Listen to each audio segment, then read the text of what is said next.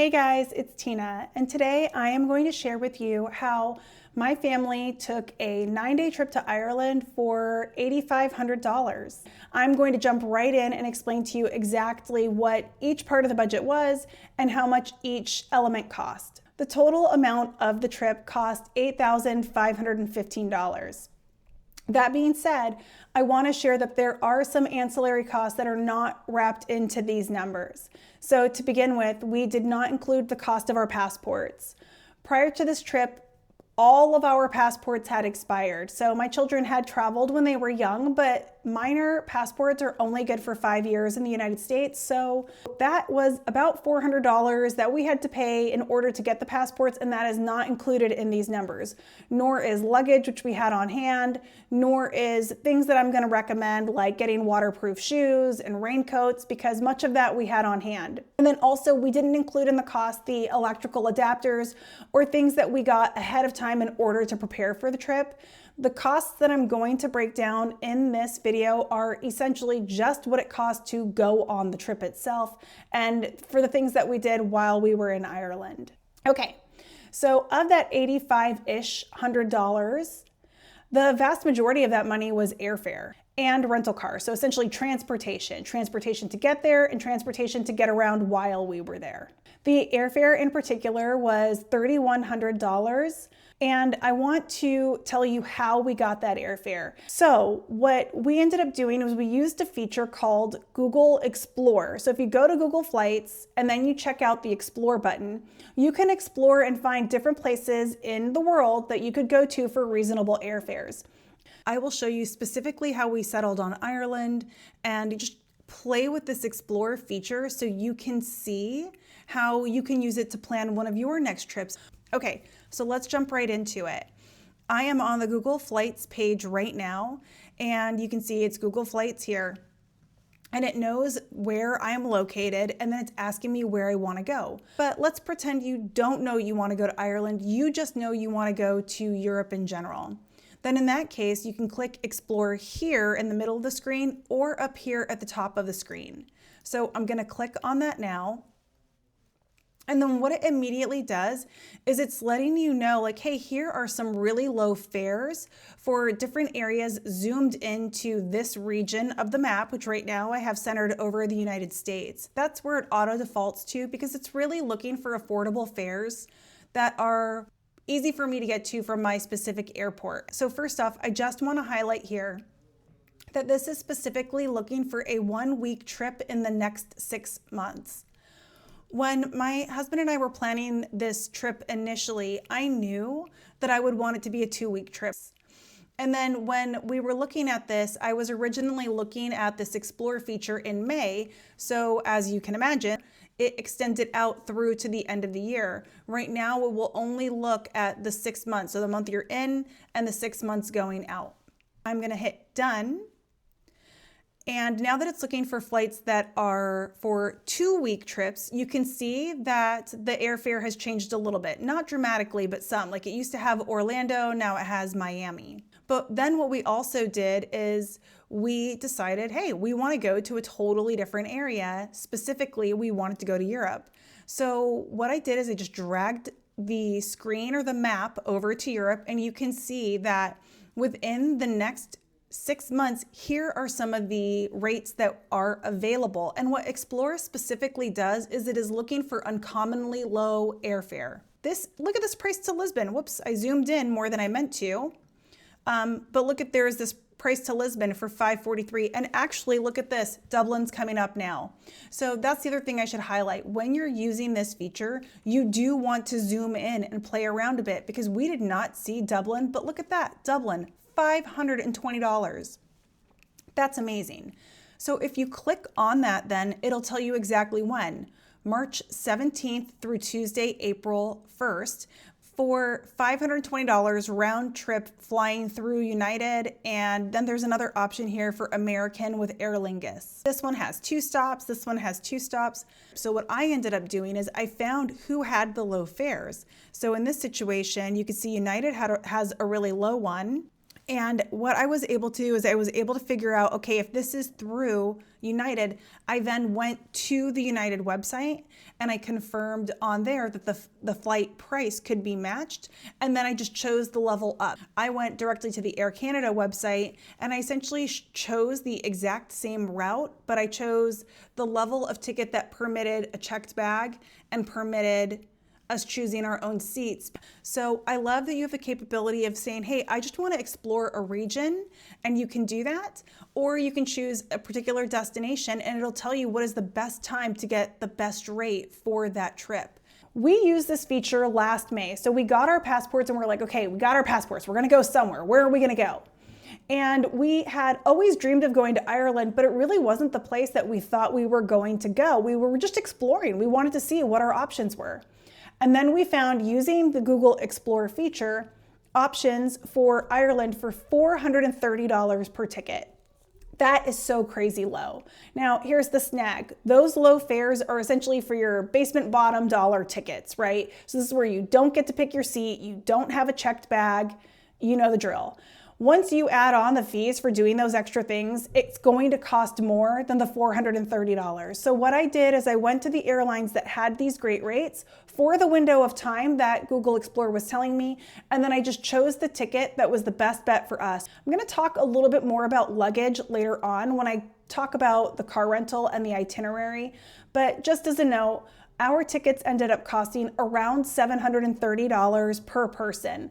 I did end up getting the insurance so that the ticket could be refunded if we didn't go on the trip, because I purchased the tickets in May and we weren't going until the end of November. Another quick comment on the cost of the airfare and using the Google Explorer. Oftentimes, Google is going to tell you the tickets are very low to that area because it is non-tourist season. So obviously the peak times to go to Ireland are going to be in the summer. It's when people are out of school. It's when most people are taking holidays.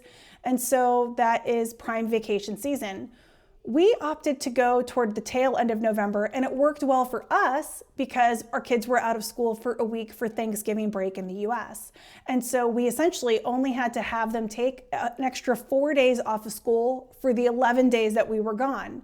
Because even though we were in Ireland for 9 days, we had 1 day to travel there and then 1 day to travel home. Once we got to Ireland, we picked up a rental car. The rental car cost $578. The reason it was so much is a couple reasons, actually. The rate of the car itself wasn't so bad. We got the car for 245 euros, I want to say. And we booked that through Costco Travel, and it was through Alamo. So I did look. I looked at Alamo, I looked at Hertz, I looked at, I forget what the other ones are right now, but I looked at them all and I priced them all out, and Costco Travel had the best rate because we're Costco members. I was like, absolutely, I'm doing that. All we had to do was make sure that we had the printout of our confirmation and our Costco card with us that had our membership ID when we went to go check in at the Alamo at Dublin Airport. That being said, I'm so grateful that a friend of mine recommended to double check the insurance rates. So originally I thought our rental car would only be the 245 euros, but it ended up being 578 because we also had to add in daily insurance. Every time that we have traveled in the past, we were able to have rental car insurance covered by the credit card that we use. So as long as we paid for the rental car with our credit card, that credit card has certain embedded features. Incidentally, that credit card has 3 countries that it does not cover rental insurance for. And that is Jamaica, Israel, and Ireland. The fact that Ireland was on the list blew my ever-loving mind.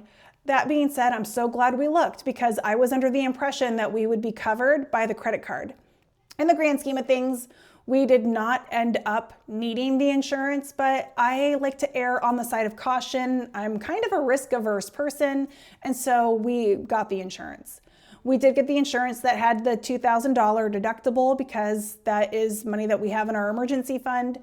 And that did bring the rate down to about 35 euros a day, but still just, be aware of that when you're traveling. If you're like me and you think automatically it's going to be covered by your credit card, double check the small print and make sure you're actually covered. And then there was a little bit extra that we spent on tolls because we didn't want to deal with figuring out the Irish toll system. So with Alamo, they have this, doodad in the car that if you flip it a certain way, it knows that it will charge the toll for a service fee, and then it'll just add that onto our bill at the end. Between the rental car, the insurance, and the tolls, it was $578 US.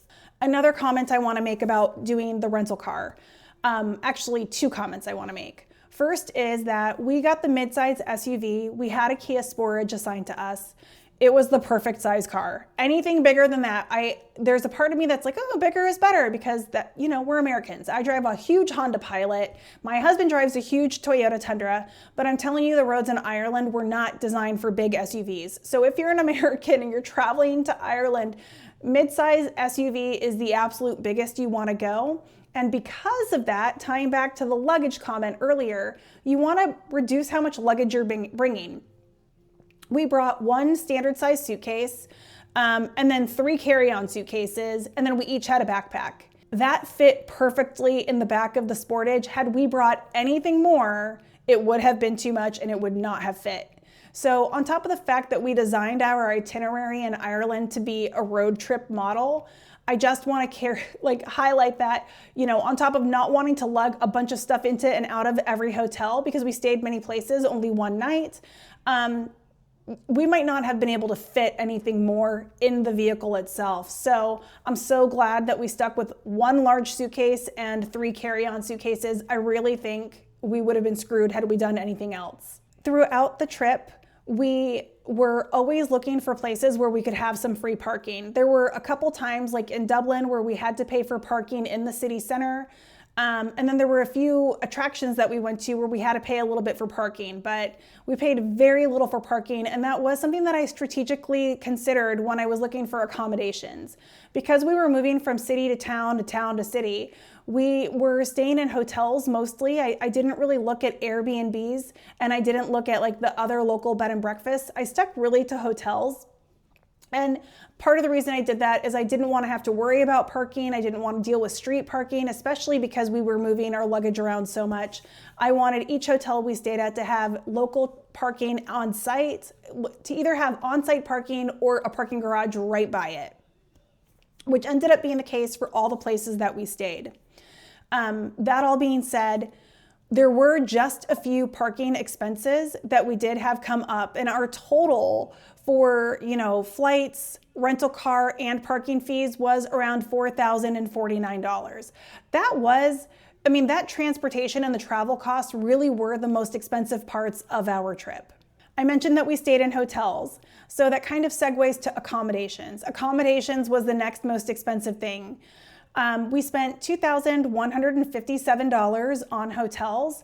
We always looked for hotels that could accommodate all 4 of us in a single room. In everywhere that we went in Ireland, there was no king size. That did not exist. So you either got what they call a double or a single. The double is akin to the American queen, and the single is akin to the American double. So all of the places that we stayed, we were able to get a queen size bed and 2, what I would call a double, 2 doubles. This is so confusing. The way they worded it is we would get rooms that either had 2 doubles, which was 2 queen size beds, or a double and 2 singles, which would be a queen size bed and then 2 kid size beds. And then one place we stayed had a double, which is a queen size bed, a single, which is a kid size bed, and then a sofa sleeper. So everywhere we stayed, we were able to accommodate all 4 of us, but we had to be really careful on the places we stayed because of that. Because, I don't know, I guess there's just not a lot of people that travel with medium-sized to large kids. I guess I don't know how else to explain it, but a lot of places, they just couldn't accommodate us to have all 4 of us in a single room. One of the hotels we stayed at, we actually did get 2 separate rooms where the kids got their own room and we got a room, and that was in Dingle at the Benner Hotel, which was amazing. But it's expensive. So to get multiple rooms for the family. So whenever possible, we just got the singular room. The other thing I want to highlight about the accommodations is that everywhere we went, not everywhere, almost everywhere we went, anywhere that could do it, we got what was called the bed and breakfast rate. And what this is where you pay in advance to have breakfast. Nowhere had a continental breakfast. This idea of a free continental breakfast that you often find in the States, we didn't see it there. So what we did is everywhere we went, we had the bed and breakfast rate, which added about 30 euros per night to however, whatever the stay was, which was fine by us because it might seem a little bit expensive, and I resisted it at first, but I'm so glad I did it because once we got there, food was a very expensive part of the trip. I mean, the cost of food there and the quality of food there is so much better than the States. So by having like that extra 30 to 40-ish euros added to each room, then that next morning we got a full Irish breakfast. There might have been like some continental options, but essentially you got a full Irish breakfast every morning, which is eggs, sausage, bacon, which is not like American bacon. It's like a weird mix of American bacon and Canadian bacon. What else was on that? There was white pudding, black pudding, mushrooms, and a cooked tomato. We skip the tomato more often than not, but you got this really big, robust breakfast, and it would come with toast and coffee. And honestly, we would eat and eat and eat. The food was so good there. And by having such a full breakfast, it made it really easy for us to go have our excursions for the morning and then find somewhere to have lunch and then our excursions for the afternoon. And then we would check into our next hotel and find a place for dinner. So I mentioned the option for the bed and breakfast rate and it being really wise. I didn't include those numbers in my food tally, right? I left that bed and breakfast add-on as part of the accommodations pricing. So that's captured in that part of the budget. But food was pretty expensive. It was our next most expensive part of the trip. We spent $1,471 on food. And that was really, honestly, lunch.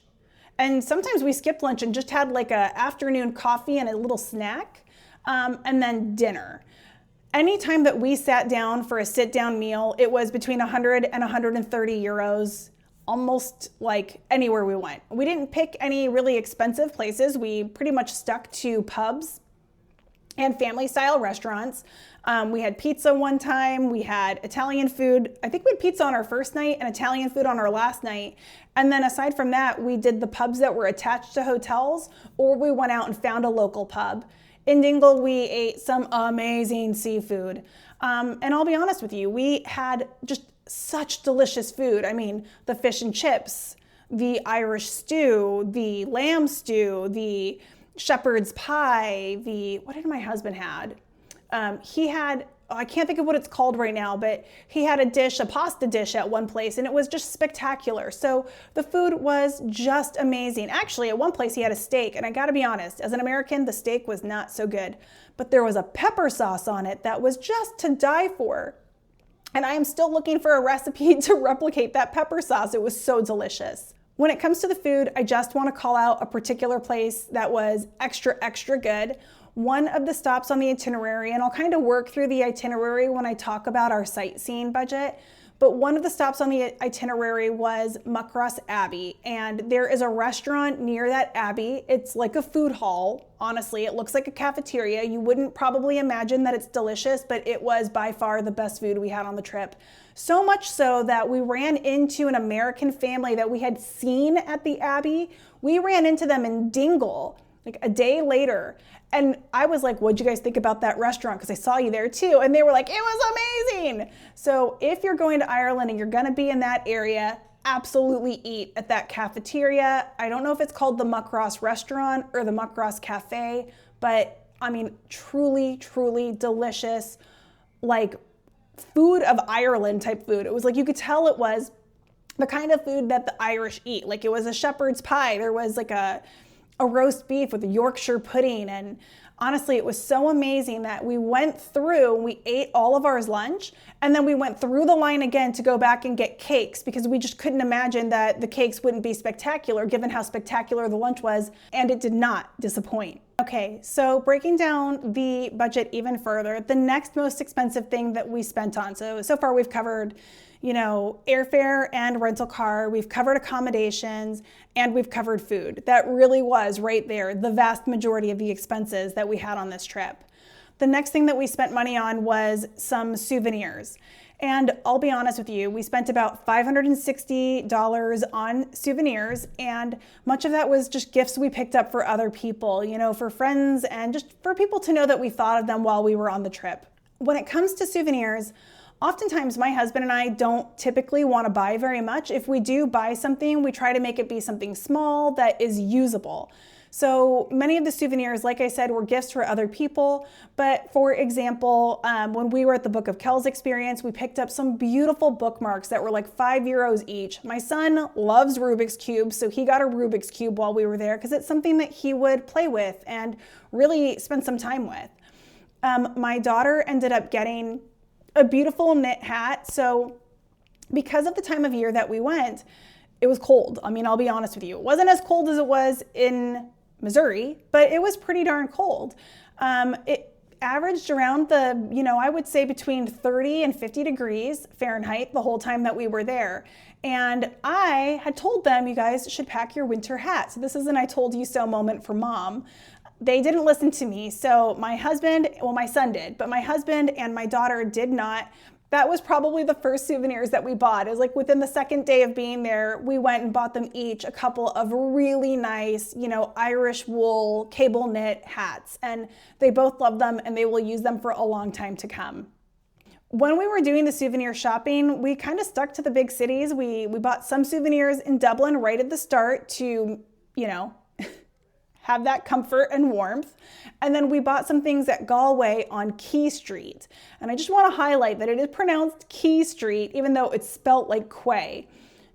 When we got there, walking on that street and then walking on Grafton Street in Dublin was so much fun, and it did not disappoint. Anything that you need to buy for souvenirs, you will be able to find in these two streets. So if you're going to spend some time in Dublin or in Galway and you want to get souvenirs, you'll have tremendous success there. But then again, the smaller towns like Killarney and Dingle that we visited, they also had some really cool shops. And then if you spend over, I think it's €75 in a single store and you're a tourist, you can take the receipt with you when you go to the airport and they will refund you the tax on that. So if you're in that situation and you're spending more than €75 in a singular store, hang on to that. And you can even ask the store to give you the paperwork that you drop off at the airport, and then the airport will fill it out for you and they will eventually return the tax to you. It doesn't happen instantaneously. They don't give you cash right then and there, but they'll return it back to the card that the tax was put on.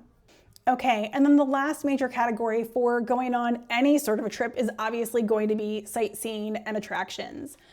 I'll be honest, this ended up being a really, really low element of our budget. We spent about $275 on sightseeing and attractions.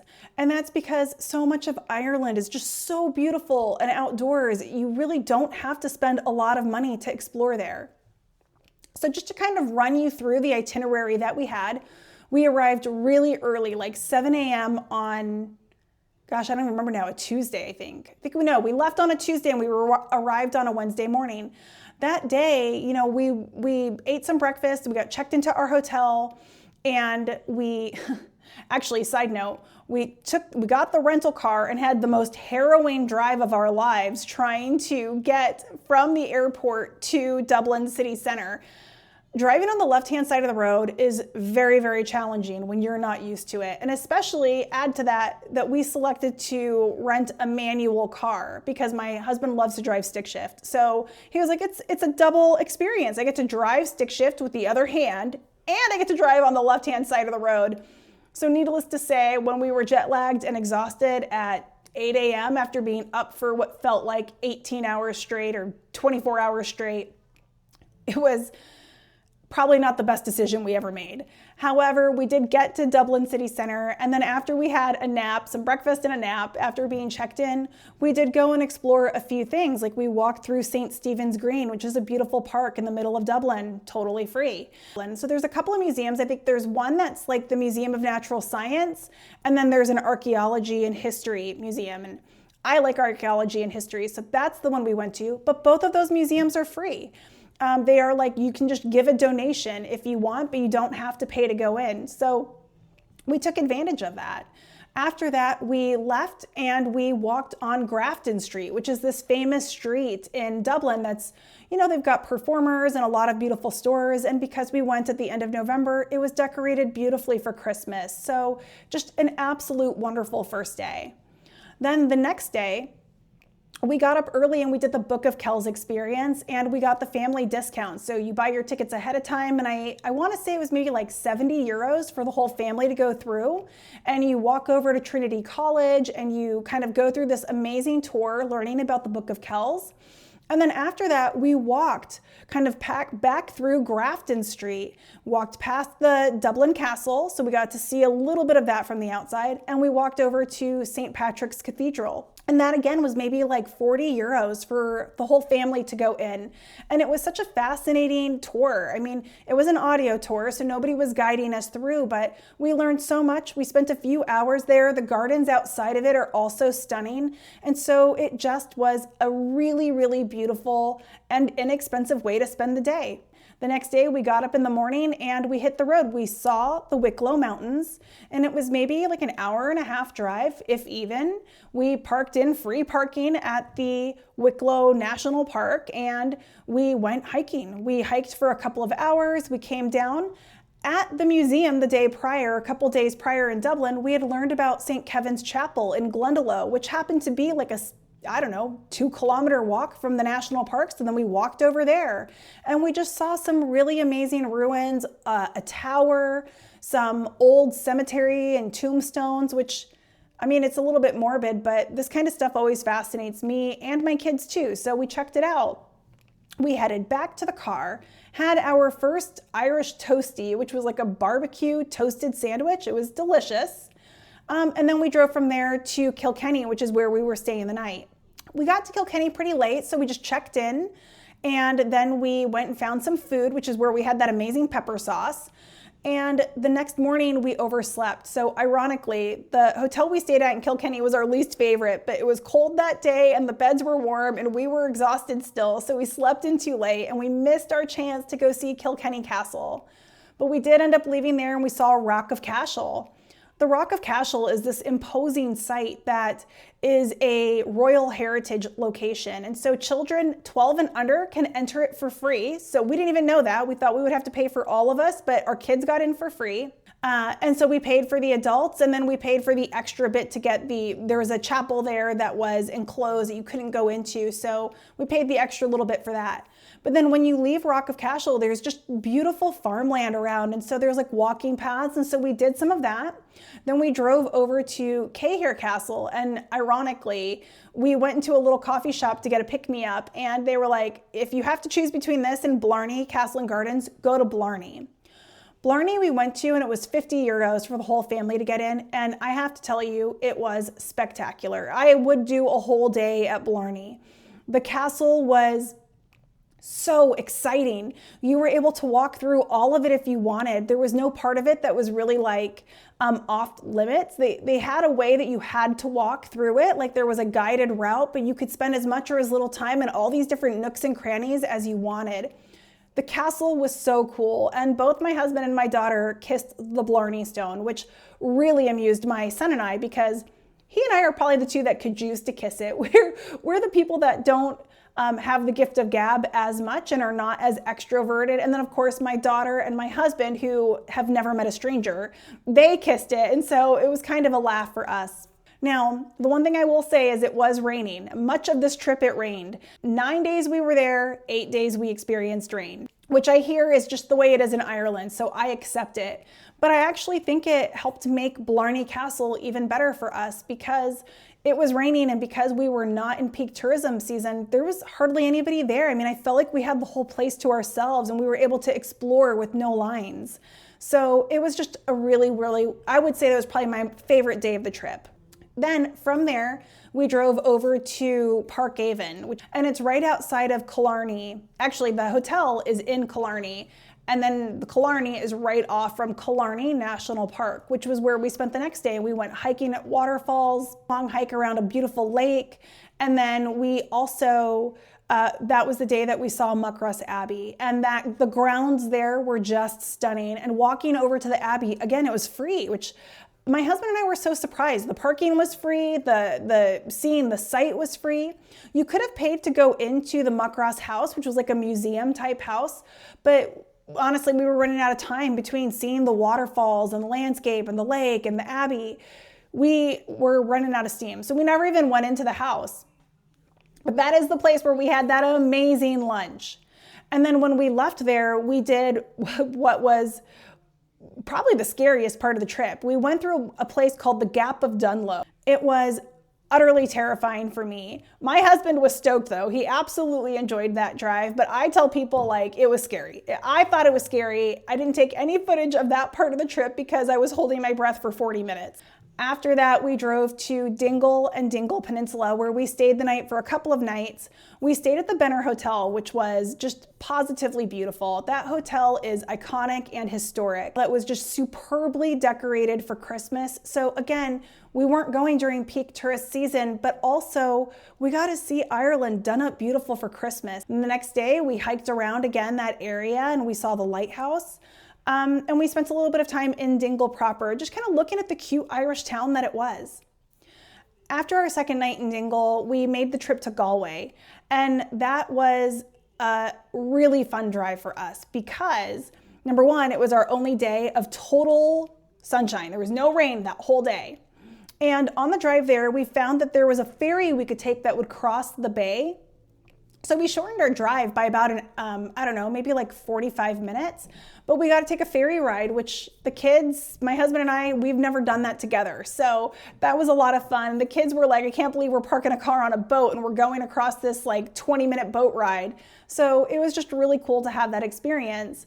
And then that day we drove up to the cliffs of Moher. And I'm not sure if you pronounce it Moher or Moher, but these are some of the most breathtaking coastline you can imagine. These cliffs were just these sheer drops, and it was a sunny day, so you could see them really well. And it was just, honestly, it was breathtaking. $12 or 12-year-olds and younger were free. And so we only had to pay for my husband and I to get in. It was like, I want to say it was like 22 euros.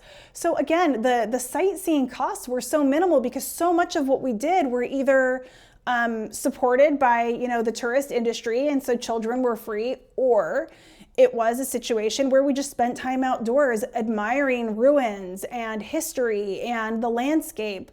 I mean, the rolling hills and the sheep and the cows, it's everything you would imagine Ireland to be, just green everywhere and water everywhere. It was just so spectacular.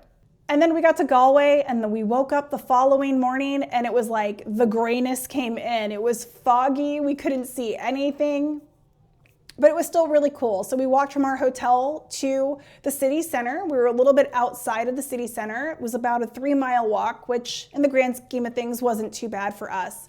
And when we were there, we checked out the Galway City Museum, which was, again, I think like 5 or 10 euros. And I think it was one where we just paid that as a donation.